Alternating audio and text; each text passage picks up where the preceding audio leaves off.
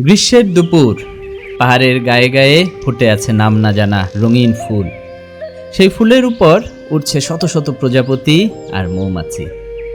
বান্দরবনের গভীর বনে এসেছি মধু সংগ্রহ দেখতে। আমরা যারা সমতলের মানুষ, মধু বলতে বুঝি গাছের ডালে ঝুলে থাকা মৌচাক। কিন্তু এই পাহাড়ে গল্পটা একটু আলাদা। এখানে মধু জমে মাটির নিচেও। মাটির নিচ থেকে সেই মধু আহরণ করা সহজ না, লাগে সাহস, ধৈর্য আর অনেক পরিশ্রম।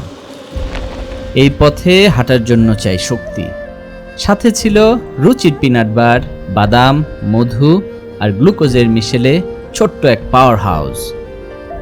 শত শত বছর ধরে পাহাড়ের মানুষেরা এই কঠিন পথটাকে সহজ করে নিয়েছে। তারা জানে কোথায় মৌমাছি বাসা বাঁধে, কবে ফুল ফোটে আর কখন মধু সংগ্রহের সঠিক সময়। জীবনটা এই পাহাড়ে ধীর, গভীর, কিন্তু অনেক বেশি শান্তির।